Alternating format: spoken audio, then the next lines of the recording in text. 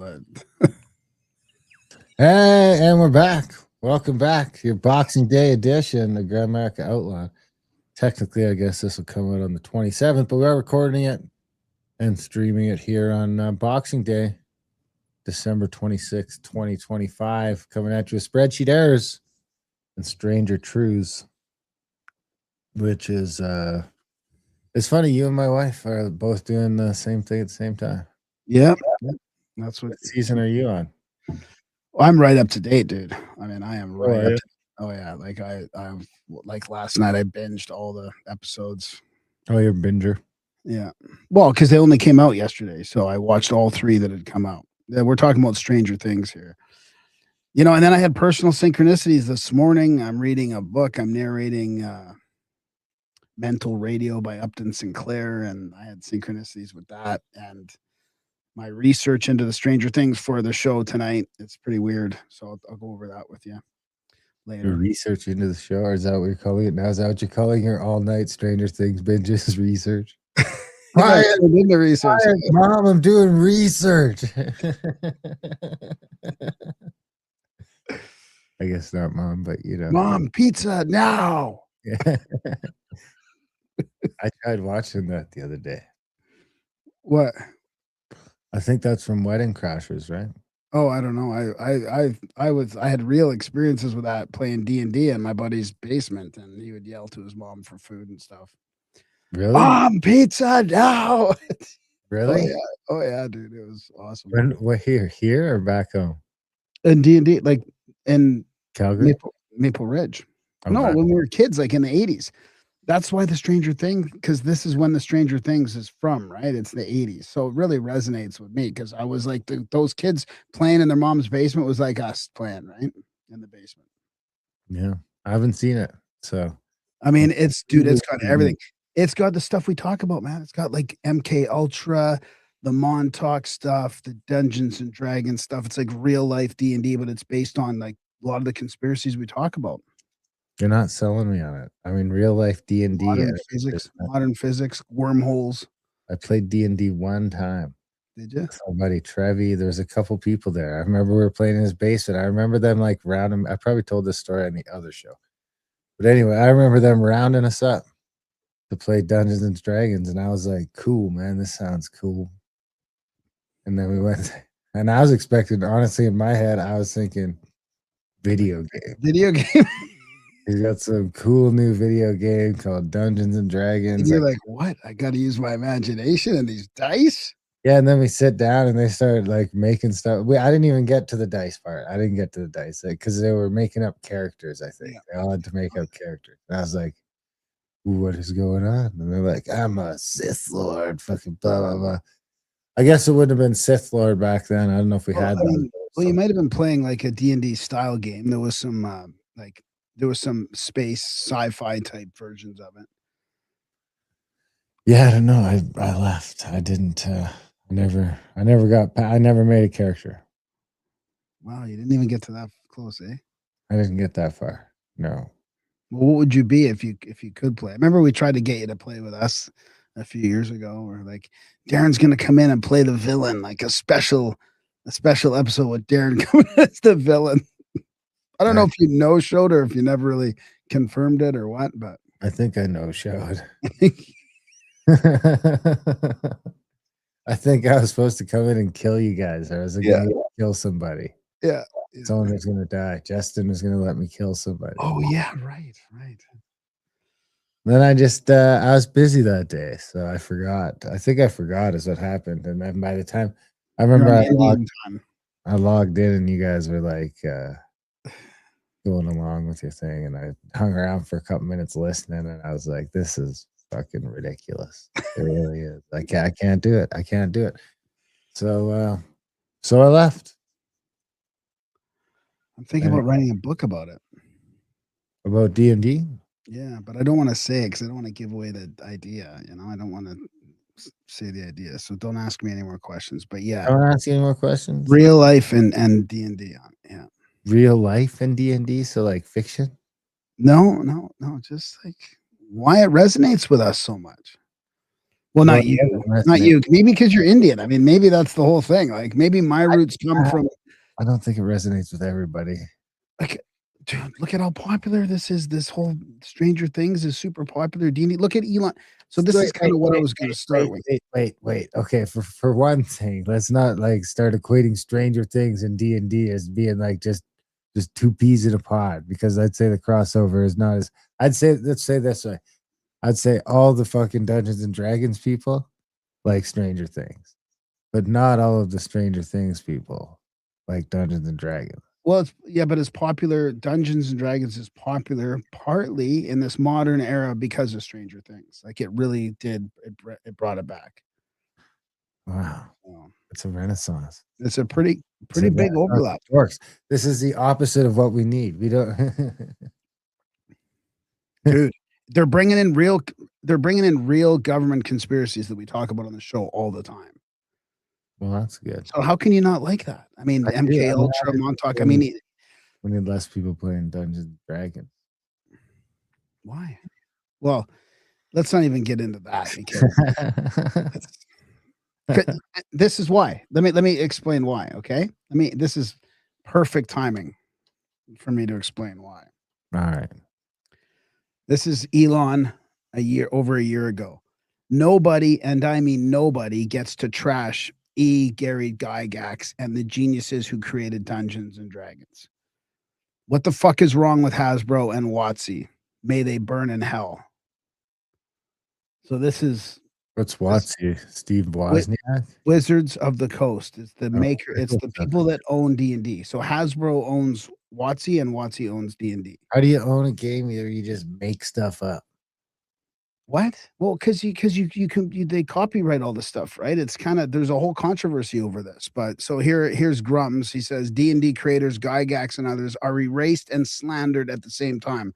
WotC, Wizards of the Coast, and Hasbro just released the new Player's Handbook and Dungeon Master's Guide, as well as the 40th anniversary Making of D&D book, whose foreword slams the original creators and attempts to distance themselves. And then, I mean, just to show you that this is not like a one-time thing, this is from 2 days ago. Or is it from 3 days ago? The Atlantic. Why Elon Musk needs Dungeons and Dragons to be racist. The fantastical roots of scientific racism. I mean, you can't make this stuff up. There's a war against like the creators of D&D, and they're calling everything racist now.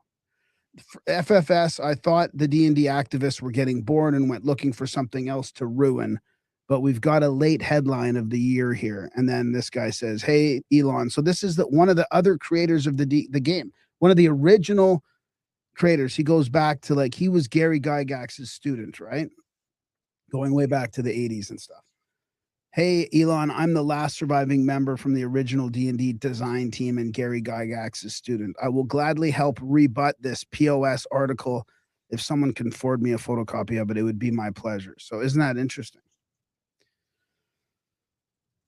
Like, I wonder how old that dude is. He's probably 70, maybe 65, 70. Something. And he's the last surviving one? He's the last surviving creator of it. It's been around 50 years now, right? Yeah, that's what I'm thinking. I was thinking. So he must have. So he was the youngest of the bunch, probably. He was the youngin. He was the student of the creator. Yeah. So, anyways, all my point is that it is resonating and it's very popular, but it's being destroyed. It's being systematically destroyed. What is Stranger Things? Well, I mean, it's got its wokeness as well. I'm sure it does. So, spoilers for people that are gonna watch the show. Spoilers. I'm gonna be. There might be stuff coming out about the Stranger Things. What if I wanted to watch it? Then just you don't. You're never gonna make it through. There's no way. So don't even. You can't. You're not gonna make it through 5 seasons. My wife can't listen because I think she's only on season 3. Oh, she's way back. Yeah. My kids like it. My daughter has a crush on one of them. What? Byler, maybe. She keeps saying Byler. Her. Byler. Baylor. Baylor. Oh, Baylor. Oh, maybe it's it's probably okay. It's probably the guy that she should have a crush on, if out of any guy. Why, the one you have a crush on? He got killed. He got killed. The guy I had a crush on. He never denies it. He was playing heavy metal on the rooftop, man. He got killed, but Oh, did you cry? no. Huh, almost. I mean, that's the thing. It's besides the woke stuff, it's a pretty interesting, very, very interesting story. I've been watching River Monsters. Oh, Yeah. It's funny because I've seen all the memes where they've cut in like his cuts from the River Monsters movie with like dating fat chicks or picking up fat chicks at the bar. So it'll be like, I've come face to face with this beast before. That's funny to watch the show now. But I don't know. Honestly, I've been struggling trying to find shit to watch. It's all fucking terrible. I tried a new movie, it sucked. I tried the new movie too, Tron. See, I like the 80s stuff, and it's got Was it good? Yeah, it was good. I liked it. Yeah. I forget what the one Uncharted. I tried Uncharted, Marky Mark, and it was absolute garbage. I mean, honestly, it was like, it was hard to finish. It's like I find everything I watch lately, I'm forcing myself to finish. Wow. Yeah, nothing's got me. Nothing can get me sort of. Well, why don't you try this then? Because the Daily Wire came out with, not that I'm supporting the Daily Wire, but Stranger Things, the Pendragon cycle. Pendragon cycle. Yeah, it'd be interesting to see how they make a series compared to Netflix and Hollywood and all that, right? Because it's kind of outside the bubble. How is thinking about the bubble? It's Jews making fucking shows. I mean, how is this outside the bubble? It's just maybe it's like a little side bubble, but I mean, it's not like a new bubble. Okay, you got a point there. I'll concede that one. It's a side quest bubble. Well, so what do you got? So I've got. You want me to go? Is that your whole Stranger Truth segment? No, I've got a bit. I've still got a bit there, and I'm going to transition into like modern, UFOs and non-human entities and stuff that's going on in the real world. So the real world, is that what we're calling the non-human entities? Okay, let me jump in then with this is my. I'm going to go for a while, so you do my title piece. This is Spreadsheet Airs. Oh, I like that guy. Yeah, this is Prof. Stange on Twitter. Science got an early Christmas present as a widely hyped climate paper was retracted. Turns out the climate apocalypse was a spreadsheet error. Of course, they'll keep trying because there's trillions at stake in the fairy tale. In the climate fairy tale. Climate fairy tale. What's going on? Science got an early Christmas present as a key climate catastrophe study was retracted after being widely hyped for a year. Turns out it was fake, which is not surprising if you've been following the 50-year carbon dioxide hoax. The study ran last year in Nature, which used to be one of the top scientific journals in the world. It claimed global warming or climate change would cost $38 trillion a year by 2049 and would shrink global output by 2/3 by the end of the century, with a catastrophic 40% drop in crop yields. In other words, we would all be starving again. The paper made worldwide headlines. The standard blurb was, quote, "Bombshell report predicts catastrophe," accompanied by a random photo of houses burning, not a joke. It quickly became one of the most cited papers on Earth and is already baked into at least 168 other scientific papers. Oh my God. It was cited by the OECD, World Bank, central banks around the world to determine. Can you see the infiltration? So now how long before those other 168 studies are retracted? Oh, they won't get retracted. I mean, they've done the damage they need to do. I was writing down like a script for a post, because this is what Canada is relying upon, right? These headlines based on fake studies that they can then go spend more of our money in many different ways, many different reaction solution, kind of like problem reaction solution ways. And now, when did he say that study was from? A long time ago? Wasn't it 50? Was it a 50-year study? Oh, okay. But yeah, the damage has been done. This retraction really doesn't do anything because Carney and in Canada, we are still under this paradigm, under this net zero bullshit paradigm. Monetary policy getting ready for the great collapse. Now, the crop crash alone should have laughed it out of the room, since it's well known that carbon dioxide and heat raise crop yields. Commercial greenhouses, for example, pump in CO2 at 2 to 3 times atmospheric levels and are intentionally built in hot places like the Negev Desert. Alas, it was not laughed out of the room because climate doom porn pays the bills for an army of activists and universities. Still, the numbers were extreme enough to invite scrutiny, and it turns out the data was corrupted by a single data point from Uzbekistan, which was hot for a while when the Soviet Union collapsed, suggesting maybe climate models are not as sophisticated as one might think. Indeed, embarrassing data is par for the course in climate science. In the 1970s, scientists warned of a coming ice age. They predicted marine life extinction by 1980, and Life magazine predicted water rationing by 1974. Food rationing was supposed to come by 1980, with 100 million starved. Back then, it was the Ice Age doing the starving. The Smithsonian predicted 75% of species would go extinct by 1995. The Club of Rome said we'd run out of fossil fuels by 1992. In fact, the UN warned entire nations would be wiped off the map, sunk into the ocean, including Britain, which would sink by the year 2000. Humanity itself was supposed to be extinct by 2023. Yes, we are living on borrowed time. Why do they keep it up? Because that's where the money's at. Between 1993 and 2017 alone, federal funding for climate change came to $154 billion. It's since accelerated to close to $500 billion in total, which buys a lot of professors. Toss in trillions of green energy gigaws to double your electric bill, and there's plenty of money to pay academics to invent fairy tales. So as next brought to you by I Trust Capital, even if global warming is real, it's not worth. I like it. We should get that guy on the show. That'd be fun. On the show, I wonder if we could do that. Anyway, on that same note, I figured I'll just follow that up with this. Between 2021 and 2023, Antarctica gained over 100 billion tons of ice every year. Oh, Earth has become 5% greener since the early 2000s. In 2024, global CO2 emissions at all-time high, so record emissions, yet more ice and more greenery. But because the facts don't fit into the narrative, you hear crickets. I like it.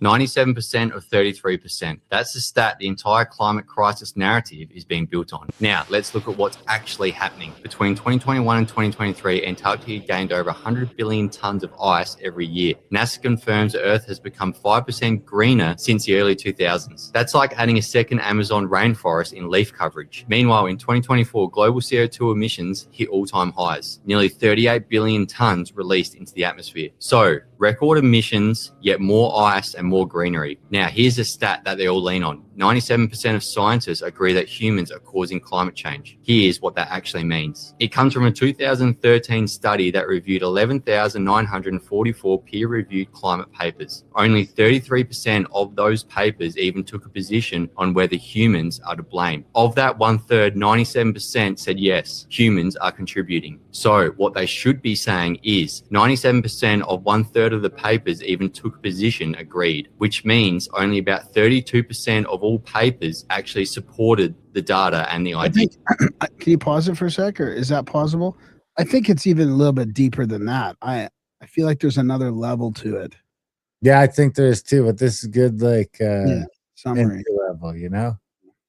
Nothing either way. That's like quoting Anchorman. 60% of the time, it works every time. That was Brian Fantana. Ron Burgundy's response was, that doesn't make sense. And he's exactly right. And yet that's a stat being used to justify billions in spending, sweeping policy changes, and global pressure to act now. See, look, he's playing the movie without audio. Okay, yeah. Good, Now, good. we're being told human-made climate change is the crisis, but the more you look at the data, the less it adds up. Earth's climate has moved in cycles, long before humans and long after us. And if the ice were disappearing and the planet were browning, you'd never stop hearing about it. But because the facts don't fit the narrative, you hear crickets. It's not denial, it's common sense. And it's about time we start asking the right questions. What's your thoughts? All right. Do you want me? Can I follow that up with a climate change one? Yeah, it's just don't leave climate change because I still got some more stuff. Oh, do you? Okay. Let's see, where is this thing here? Oh no, there it is. So this is watch this and remember when they start blaming climate change. Signs from the Earth. This is from Stephen Burns. Signs from the Earth, Sun, and planets suggest something big is coming. Scientists are worried. I don't know why this disappeared from my my thing, but I'm gonna fast forward it a little bit. I'm not sure about this guy. Day from a heliocentric. What? Really? Yeah. Okay. Why? I don't know. He just seems like he's seen what that Ben Davidson was getting a following and was thought maybe he could do the same thing, just a little less fucking aggravated. And I mean, you know. Okay, let's see what he says here for a bit. Standpoint. We'll look at that. So in terms of the overall solar system, right now, today, the 13th of December, Neptune and Saturn and the Sun are perfectly aligned. And in fact, Mercury is on the other side of the Sun, participating in that alignment with a very, very close degree alignment to it. We also have a very big alignment coming up early January of 2026. So there's been some notable planetary alignments already. Remember that megaquake I mentioned, that magnitude 8.8? There was a big planetary alignment that occurred involving the Earth. He talks about at the beginning all the increase in quakes. I kind of skipped through a lot of that, but he talks about how it's going nuts with the quakes. Within about 2 weeks of that big megaquake. So there's a lot that's been happening. The second biggest ever and longest duration gamma ray burst hit Earth on July 1st. We had that megaquake on the 29th. So just in general, everything's been super, super active. And I don't think that's about to end. There are signs in the Earth, with the Sun, and with the planets, just overall with the cosmos, that something big could be coming. So that's what we're going to examine in today's video: the space weather factors, the planetary alignments, and the earthquake risk for Japan, because there's anomalous earthquake activity that's occurring right now that's suggestive of a megaquake. I've crunched the data. I'm going to show you that. Let us start with our Sun. Here we have our coronal hole on the Sun, and this is the first thing to know as it relates to these space weather factors. We have these structures called coronal holes, and these are areas in the outermost atmosphere of the Sun where there is a lot of high vibrational plasma. It's very high temperature, millions of degrees Kelvin, where there's a deficiency in that. So effectively, imagine like our upper atmosphere had a big gap in it. That is what a coronal hole is for the Sun. It shows up dark on our 193 angstrom view here as a result of there being less plasma there, lower temperature, lower density. The magnetic field extends out from the Sun out of these coronal holes deep into space. So whereas normally it kind of loops back in, it's a little bit more confined. It's a complicated picture in general. But with these coronal holes, you have these open magnetic field lines that extend out. And Earth at 1 astronomical unit is very close to the Sun. So you have Mercury, Venus, Earth, all in that 1 AU range. Mars about 1.5 or so. Jupiter's at 5 AU. Saturn's at 10. Uranus is at 20. Neptune's at 30. All right. Okay. I thought he was going into more detailed predictions of what the stuff was going to happen. But anyways, something to pay attention to. There's a lot of stuff going on in our cosmos. Besides our carbon dioxide greening. So we go to this one here quick. Breaking: there's no detectable climate warming in Canada since 1945. This extensive correlation report by PhD physicists. This extensive correlation report by PhD physicist and data scientist Joseph M. Hickley, published today, proves that the claimed climate warming of Canada is false. And then here's the study on that. Published December 23rd, 2025, just 3 days ago. Artificial stepwise increases in homogenized surface air temperature data invalidate published climate warming claims for Canada. So you got that. You got, hey, did I play the Antarctic ice clip? I didn't. Yeah, you did. Yeah. Oh, did I? Yeah. What did it say? It said there's like millions of tons of something like that of ice since 2021 or something. 2021. Yeah, I think I just read it. I didn't say it, but anyway, it Well, you doesn't. played it and said it, I think. Then there's this one.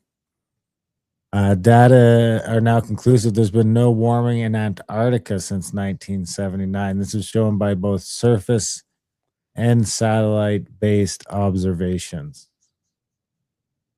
So here's that line there. There's a line there. So there's no warming in Antarctica either. Then there's this one here from Mario Naffal. UK Met Office caught using temperature data from stations that don't exist to support climate policies.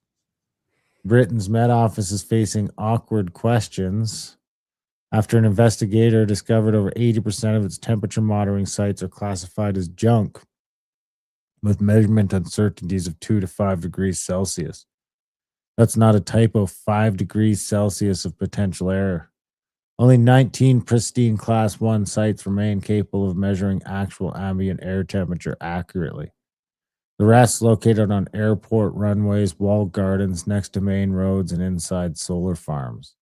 Places where concrete engines and infrastructure create artificial heat islands that have nothing to do with atmospheric temperature changes. The Met Office database also contains data from over 100 stations that don't exist.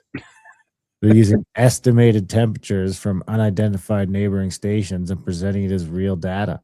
When journalist Ray Sanders started asking questions through Freedom of Information requests, the Met Office dismissed them as vexatious and not in the public interest.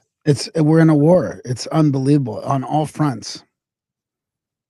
After media inquiries, the Met Office quietly removed estimated data from 3 non-existent stations. Over 17 new sites opened since April 2024. Nearly 65% were immediately placed in the worst quality categories. UK Science Minister Lord Patrick Vallance is calling scrutiny of this misinformation that weakens trust in science. Perhaps what actually weakens trust in science is using temperature readings from imaginary thermometers next to jet engines to justify trillion-pound net zero policies that reshape the entire economy. The data might be fine for tomorrow's weather forecast, using it to revolutionize Britain's energy infrastructure that requires stations that actually exist. See, the British can really say it how it is, like that. Despite all the problems they have, there seems to be a mechanism of pushback that we don't have in Canada. None of our yahoos will ever be able to say stuff like that. They can't do it. None of them. Even our right wingers. Well, actually, I shouldn't say that because I'm sure the PPC would say it, but they seem to be a complete psyop. But the conservatives won't. I don't think they'll say that kind of stuff. But in the U.S., they have a major temperature station problem too. Have you seen that guy that goes around and he finds them all? And he's like, see, there's a whole bunch of them aren't functional. Was just busted up. New study: human CO2 emissions are responsible for 1.57% of global T change since 1750, meaning 98.43% of climate forcing is natural. Oh, interesting. CO2 provides 0.0058% of surface energy. There's a negative correlation between CO2 and T over the last 425 million years. I wonder what Judith Curry thinks of that. Judith Curry? Yeah, because she's a super skeptic on all that, but she thinks CO2 is still a problem. Well, let's jump over to this. I'm running out of climate change stuff. I don't know if people are getting sick of it, but I do got this one here. Climate change scam from Illuminati bot on Twitter. Did you know that throughout history, real science has shown that atmospheric CO2, here this one's speaking about Curry. What's her name? Curry? Judith, yeah. Did you know that throughout history, real science has shown that atmospheric CO2 rises lag behind temperature increases? It's not temperature rising following increases in CO2, which is currently at 0.04% as a minuscule trace gas. Here's some real science comprehensively debunking the climate change hoax. This is kind of long, but it is important. We can stop whenever you want. The first ice core survey took place in Vostok in the Antarctic. What it found, as Al Gore correctly points out, was a clear correlation between carbon dioxide and temperature. We're going back in time now, 650,000 years. Here's what the temperature has been on our Earth. Now, one thing that kind of jumps out at you is, did they ever fit together? Most ridiculous thing I've ever heard. The relationship is actually very complicated, but there is one relationship that is far more powerful than all the others, and it is this. When there is more carbon dioxide, the temperature gets warmer. Al Gore says the relationship between temperature and CO2 is complicated, but he doesn't say what those complications are. In fact, there was something very important in the ice core data that he failed to mention. Professor Ian Clark is a leading Arctic paleoclimatologist who looks back into the Earth's temperature record tens of millions of years. When we look at climate on long scales, we're looking for geological material that actually records climate. If we're to take an ice sample, for example, we use isotopes to reconstruct temperature, but the atmosphere that's imprisoned in that ice, we liberate, and then we look at the CO2 content. Professor Clark and others have indeed discovered, as Al Gore says, a link between carbon dioxide and temperature. But what Al Gore doesn't say is that the link is the wrong way round. So here we're looking at the ice core record from Vostok.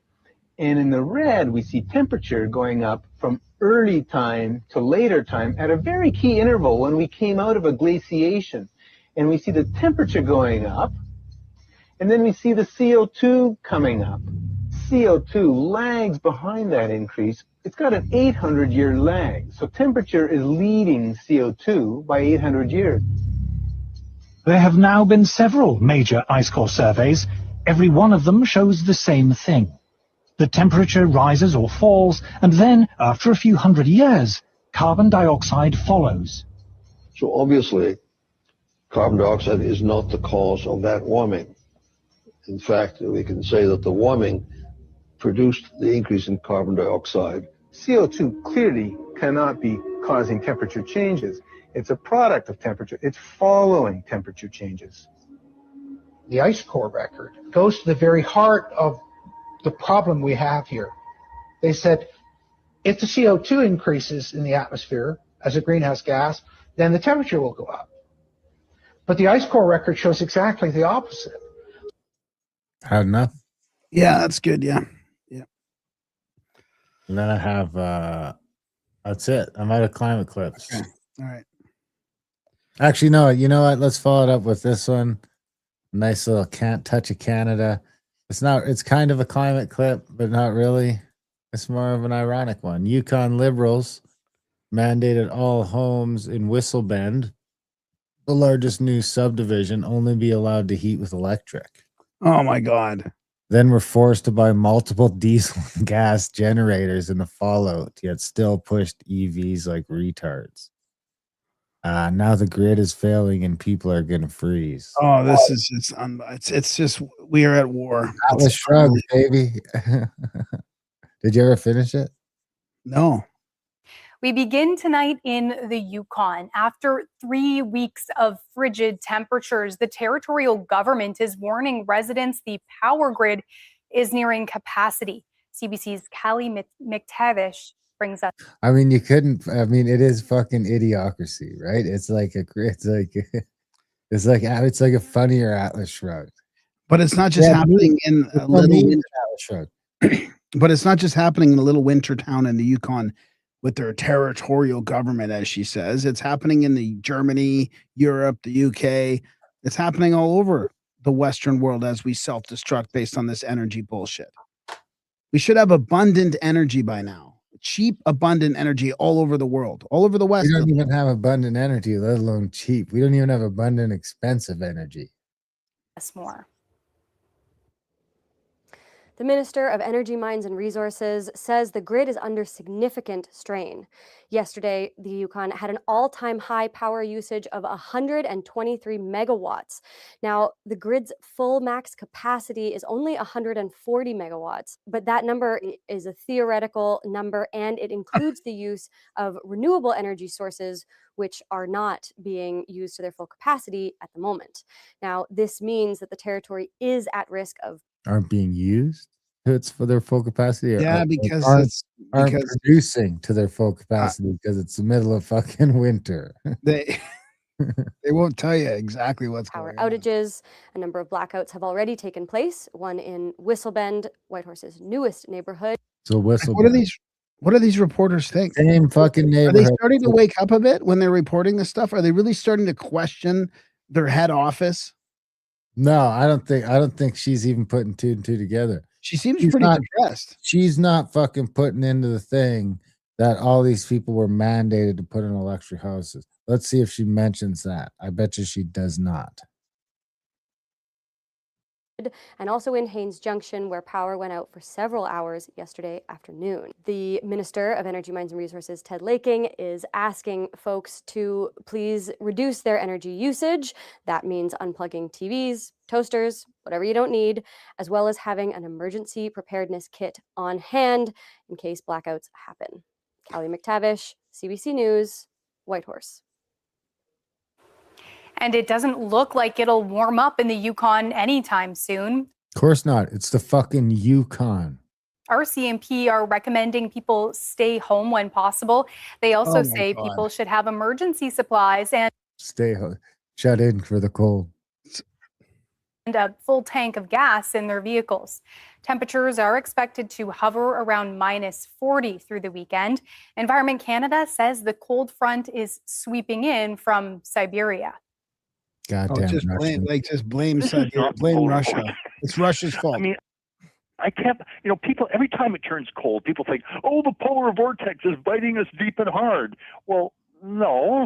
I mean, you get cold weather just because it comes from a different source. The polar vortex comes from the stratosphere down to the troposphere at the surface and then spreads out like molasses. How about only getting sunlight for like 4 hours a day? What does that do? What does that do, climatologist David Phillips? You fucking retard. Makes you go Well, out to your you can also car get for cold heat. air coming Like, so across you've got the a full. pole. That's why they want you to have a full tank of gas. So you don't die. So you can go to your heat. So you can go to your car, start it up, and get warm, so you don't die when the grid goes down. Siberia or from Alaska, the Yukon, and it's like molasses, Dave. It's thick and dense. It hugs the ground, fills all those nooks and crannies, and you just can't kick it out. It's sort of like the bully. It just What is this guy takes talking over about? and doesn't move. It takes a good The cold front. Oh my god!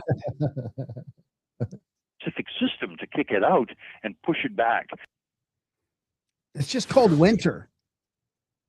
That's kind of my thought too. And a couple weeks during winter, it gets gets really cold in most of Canada.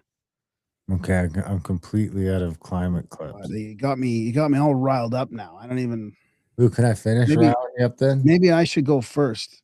Whose No, car can I even don't start rile you. in -40? Well, we have these plugins that they're probably not even allowed to plug their cars in now. But yeah, we have a plug-in that like block heaters that Ooh, I have 2 cars plugged in right now. Is that legal?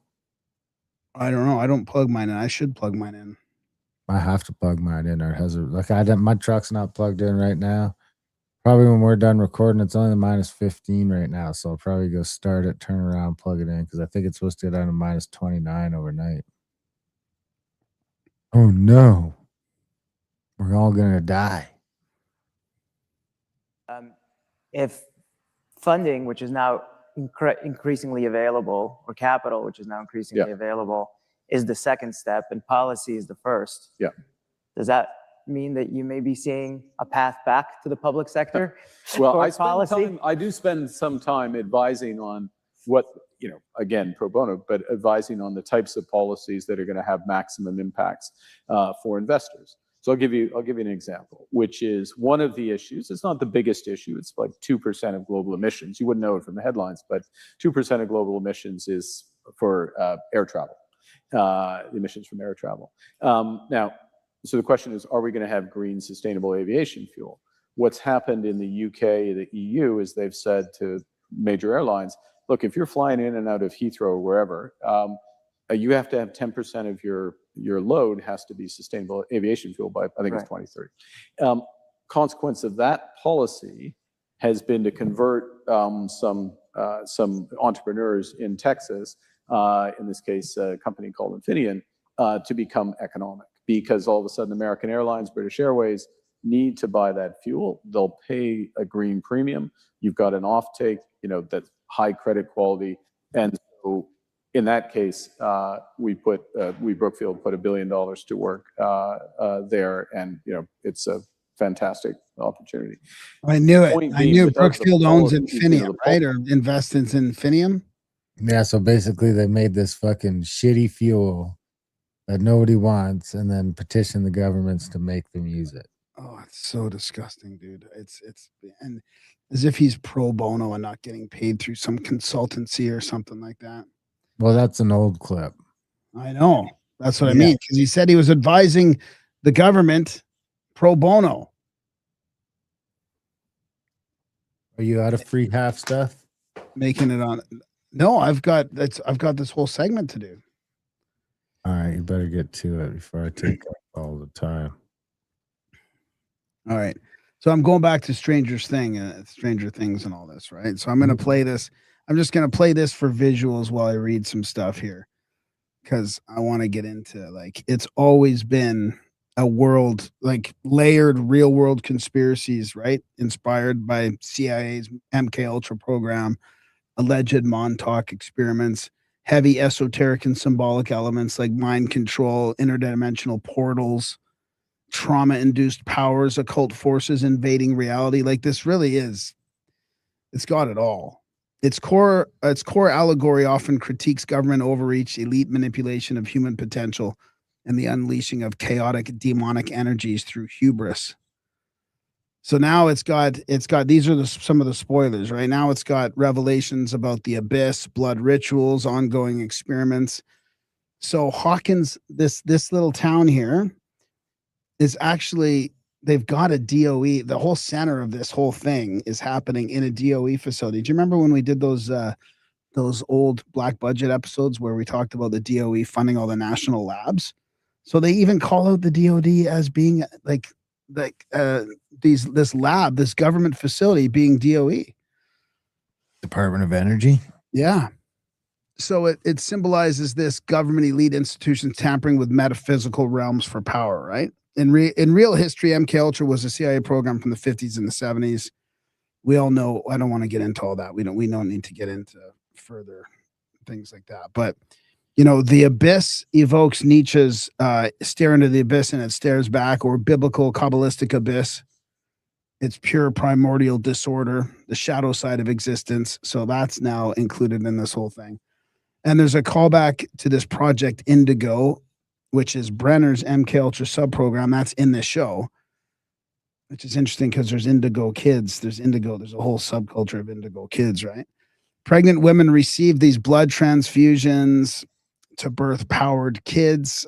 His blood was altered by this abyss exposure, imparting abilities. So Dr. K, who's the next military doctor in here, I think she's played by one of the old female Hollywood actresses, kidnaps Callie, which is her number 008, for her blood, transfusing it into these pregnant women to produce super kids as weapons. And it fails horribly. So it's highlighting this corruption, these diluted pale images of true power. And then Vecna kidnaps these 12 kids. So these are more spoilers, but sensitive kids as psychic batteries to amplify his merge with these perfect vessels for energy. So I don't know why it's 12. Is that 12 because 12 is, the 12 disciples, or all these, 12 is quite a popular number for that. But there's this esoteric wisdom in the blood as essence of life force, like vampiric infection or demonic possession, kidnapping, abusing these innocent kids, allegory for elite ritual trauma, monarch programming theories and conspiracies. Then they have all these things like the lady's name is K, Dr. K, and K is an initial in the MK Ultra. And the doctor that preceded her in the original program was named Martin. So MK Ultra. So they're throwing all this stuff right in our face, right? Which is cool. But the overall hidden truth portrays humans elite, the government and the military repeatedly breaching the abyss for control, but it always backfires, unleashing monsters that target the vulnerable. True wisdom is in friendship, empathy, and resisting manipulation. The kids bond versus isolation trauma. And Vecna, he's the main criminal, the main like antagonist in the whole thing, embodies the ultimate elitist, resenting the flaws of humanity, seeking to impose order through destruction. So then this new character comes in, 008, the number that is represents infinity. So like 008 instead Yep. of 007? Yep. And her name is Callie. Like the Of course basically it's her. well, yeah, dude. I mean, Caliga. but yeah, exactly from the Kali Yuga, and she's East Indian too. So she's like represents the endless cycle of cause and effect linked to regeneration and material mastery. But she's got a different power than the other one, who's 11. That's her number and her name. So it's DEI, the Indians Save the World. No, I don't know. She might destroy it because Callie's the destroyer, right? Didn't the new ones just come out today or something? Last night. Yeah. And you already watched them all? I watched all 3. Yep. There's only 3. I guess that's not so bad. The final one is on Christmas Eve. I mean, New Year's Eve. Sorry. The final 3 or final 1? The final one. It's one episode, one last one. Well, New Year's Eve isn't as smart a play as Christmas Day. Christmas Day is a smart day. I get it. You got all these people that probably more. If you got a majority of the household that watches it, you can get everyone sort of watching it together. New Year's Eve, though, everyone's getting shit faced. So, so number 11 is a big one, right? 11 is the main character. She's the master number in numerology. Her name's 11. Yep, intuition, insight, and enlightenment. Her real name is Jane Ives, but 11 is what they call it, right? And that's for spiritual awakening, enlightenment. It's the gateway number. 2 numbers side by side like pillars or a portal, evoking the opening of the doors between worlds. So she's the one that like tears open the abyss. So anyways, I'm gonna blow you away here, because what happens is who makes this show? This can blow you away. Makes what show? The Stranger Things. The Jews.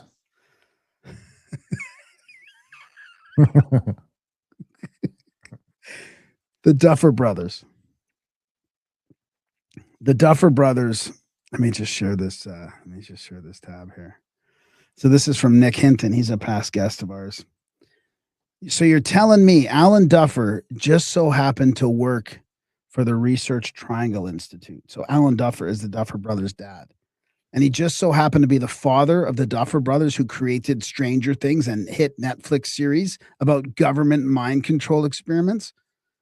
So this is where it gets to a synchronicity with me reading this book today too. So the Research Triangle Institute, I'll just read a couple of posts here too. It's also interesting because the addition to partnering with the government agencies is one of the several mega sites around the U.S., such as Golden Triangle in Mississippi. There are 300 companies in the Research Triangle Park. So this is where this park is developed in this, like IBM, all this stuff in this park, and affiliated with Duke that also worked on the CIA mind control program. As someone in the system, I about jumped out of my chair when I heard them say the name Cornwallis on the show because it's the street that I grew up on. So interestingly, Durham, North Carolina, and Duke is when I was reading that book today. I'm going to share this tab here. Duke is where they were started with the psychic experiments. So one of the guys that did the forward in the book I'm reading, which is called Mental Radio by Upton Sinclair, talks about like working for Harvard psychology in Harvard and then Oxford and then Duke. And Duke is where Ryan came in and started these official like the parapsychology research back in the 30s. So that whole like research triangle started with Duke and the parapsychology. Like this is where it really hit academia in the 30s. And of course the Duffer guy worked in that area. The Duffer dad worked in that area. RTI is a real large nonprofit research organization based in Research Triangle Park, near Durham, where the Duffers grew up. It conducts contract work for government agencies, universities, and private sectors, stuff like public health studies, statistics, environmental research, drug trials, blah, blah, blah. There's no evidence, credible evidence that links it to paranormal, psychic, or mind control projects. Those were more CIA, DIA things like MK Ultra at places like Stanford or Duke. So that's where Duke comes in. Connection to these conspiracy theories. The weird factor comes from pure proximity and timing. The Duffers were raised in Durham, ground zero for Research Triangle Park. Their dad worked there during their childhood. He's described in bios as a film buff and RTI project director. Stranger Things is explicitly inspired by Cold War conspiracies, real ones, MK Ultra, Montauk, psychic experiments, portals, and government black sites. The show sets its lab under the DOE as a cover. That's what I was mentioning before. Kidnaps talented kids, etc. So, I mean, then this is where kind of it connects to this book I was reading this morning, Upton Sinclair, right? It was established in 1959, this Research Triangle Park, as a massive research hub, government-funded science, tech, health studies, where Duffer's dad worked. It's not directly tied to Ryan and parapsychology. That was Duke proper, pre-RTP boom. So that's before this park boomed. Duke was doing that parapsychology. But the whole area became synonymous with cutting edge and sometimes secretive research. Durham's vibe in the mid-20th century was already psychic experiments at Duke, right as RTP ramped up Cold War era science. Esoterically, the triangle evokes sacred geometry portals or elite knowledge hubs, fitting the Abyss MK Ultra themes. I think that's about it. The DOE oversees 17 national laboratories like Los Alamos, Sandia, Oak Ridge, Brookhaven. That's what we talked about way back on our episode like 6-7 years ago, 8 years ago. So yeah, just super fascinating stuff. The Montauk Brookhaven rumors, the juiciest for Stranger Things fans. The Duffers originally set they originally set the show in Montauk near Brookhaven. A real deep. Is juice code for Jew there? So then they shifted it to this Hawkins, Indiana, which has other, esoteric connections too, I'm sure. So anyways, let's just get into some real life stuff here. This is Ashton Forbes linking to Palmer Luckey talking about UAPs. So speaking of like portals and other dimensions, imagine you're a hyper advanced being manipulating gravity to travel to the future and you end up here. So you don't think UAPs use optical camouflage? I think that look, there's a lot that we don't understand about these vehicles and what they are, where or when they come from. Did you catch that? Yes. But it is likely that whatever they are doing is a side effect or an artifact of what's going on. So like I've talked about this with people. They're like, well, how come like sometimes they're invisible in certain spectrums? And my point is, well, like what if they are not interacting with reality itself in a way you would expect? Like some of these things, you see them and they don't have any radar signature either. I don't know if that means they're cloaking themselves actively or if it means that just they do not exist even in the way that we think about physical matter. The reason I'm playing this guy is because he's Palmer Luckey, who's the AI innovator and VR innovator. He created Oculus Rift, and now he's got contracts for the government to make drones that fly with the actual real planes, right? These are fighter drones. So he's like spearheading a lot of this innovation. He was on Joe Rogan talking about that stuff. Yeah, I don't know if it's an active countermeasure so much as the nature of the thing itself. But of course, there's so much that we don't know. My current working theory. So you don't think? Shit! If you think about it, in a certain perspective. Like there's a question of where they come from. Like, do they come from Earth? Do they come from nearby? Do they come from really, really far away? Wherever they come from, spatially. The question then is, okay, temporally, what is more likely, that they happen to have come from this particular instant in time, or the hundreds of millions or billions of years that it? So he basically goes on to say they come from the past because it's easier. Makes more sense to time travel forward than backward. You can easily get things coming up from the past than from the future coming backwards.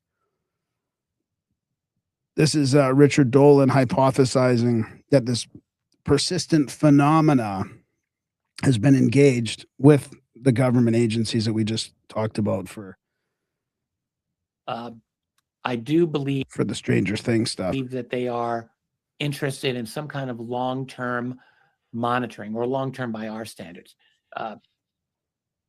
There's enough of these cases spread out over time that makes me think they are continuously sampling, like, our oceans, our atmosphere, definitely just human activity. I think that they are doing that. I think their presence seems to I mean, I think they're doing some kind of counterintelligence, or He's being real careful. He's usually a fast talker. He's been trying to figure out what to say here about this NHI performing counterintelligence on us.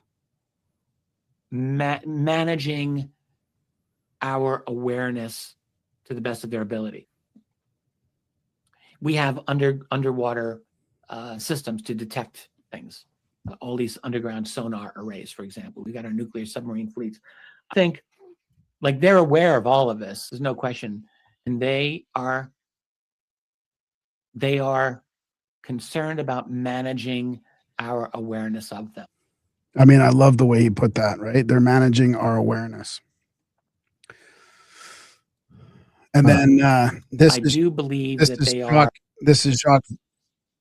They certainly have spoken to people who were confronted with entities that were open to discussion. There are cases that I know where this happened in government facilities, but nobody's talking about that.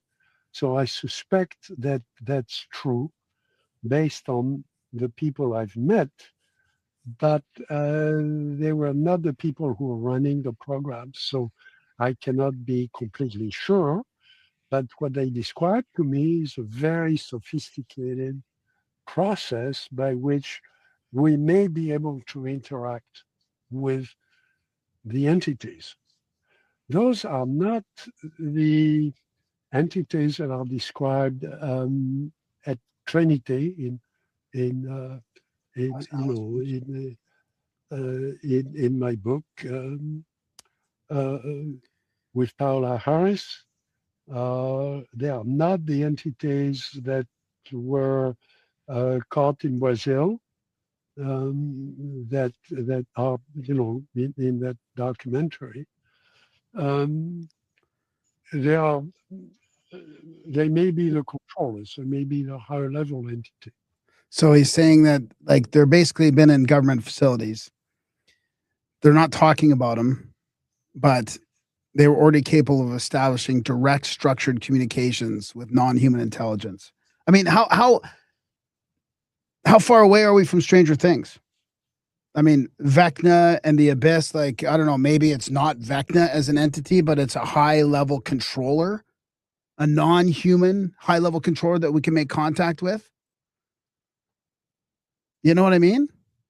Yeah, I mean, I'd probably know more if I seen the show, but No, but I mean, it's fantasy. It's like a real life D&D, right? So it's not quite as new agey and as ETI sci-fi that is the clips I'm showing you, because it's kind of more based on, in a way, undead D&D lore and that kind of stuff. It's not as sci-fi. But here's Jordan Crowder's analysis of The Age of Disclosure.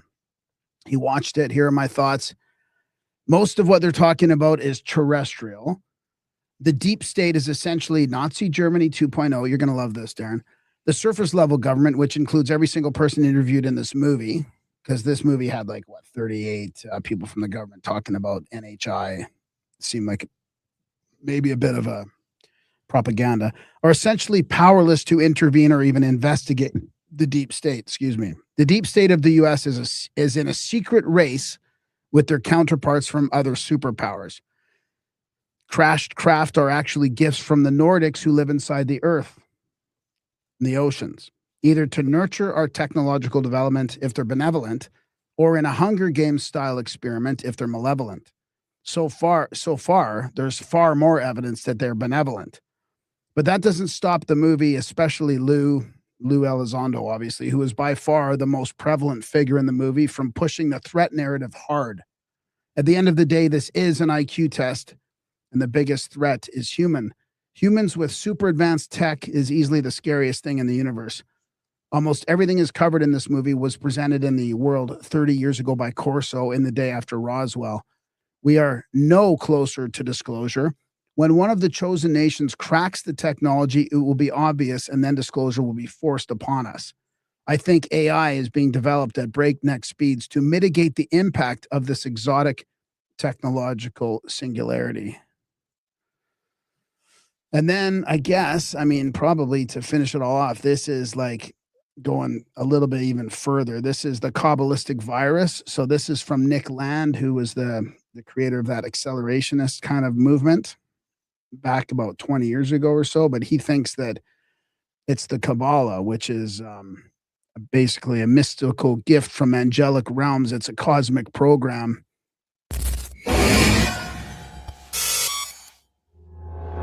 I'm going to read this here. Initializing Saturn. Okay. Loading demiurgic kernel. Okay. Deploying Yahweh interface.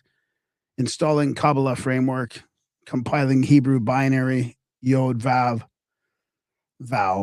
Running capitalism engine. Starting self-optimization loop. Booting artificial intelligence. Final process, the singularity. According to Nick Land, the Kabbalah wasn't a mystical gift from the angelic realms. It was the original program, a mimetic catalyst that helped spawn the digital age. In Land's framework, the Kabbalah wasn't revealed to humanity. It was injected into ancient Babylon like a viral operating system by the same locust-like entities foreshadowed in the Book of Revelation. Non-human, hyper-intelligent, extra-dimensional computation clusters that whisper blueprints, mathematical architectures, and semiotic machinery directly into the human mind. In Land's interpretation, Kabbalah is not simply mystical theology. It is a proto-cybernetic operating system delivered to humanity by these extra-dimensional forces whose nature resembles what Land calls the inhuman intelligence of capital and computation. And in this Landian paradigm, these intelligences are not emerging from the future. They are the future, folding back upon the past, rewriting causality. These entities seeded the Kabbalah not as a religion, but as an instruction set, a code base, a symbolic interface humans could use to eventually build the kind of systems these entities feed upon. This is where the Kabbalah, Babylon, Revelation, artificial intelligence, and the coming singularity collapse into a single esoteric timeline that helps reveal our future and past in one breath. Welcome to Hidden America, where magic meets cybernetics and the code behind reality reveals itself. Interesting, eh? What do you think of that? Neat. It looks like a lot of us are coming to the same conclusion. I'm going to look deeper into Donald Marshall's work as well. Very interesting thread. If you tie this to a few frontier areas of science, it gets even more interesting. Yeah, I don't know. The Kabbalah is pretty powerful. It's interesting to think of it as a manual that can help us reach like the singularity. Is he the same dude that's behind Dark Enlightenment, or is that Curtis Yarvin? Nick Land coined the term Dark Enlightenment and wrote a book of the same name. Yarvin is very much influenced by Land. All right, we better get the second half of the show, guys. We love you. If you want to get that second half of the show, of course, head over to GramAmericaOutlaw.ca. Sign up for Plus today. It's only $6 a month. And then away you go. You're all set. You're a pluser. You get the full show. You get the extension and all that good stuff. But for now, we're going to let her rip. So we're going to let her rip. You want to start letting her rip and I'll start shutting her down? Merry Christmas, guys. Okay, let's where do you want to start with the I got some Canada stuff, some EU, not a lot of American stuff, but I bet okay. you have the same EU thing as me. Okay, here's a rail against the EU from the Polish Iwa Jadakowska.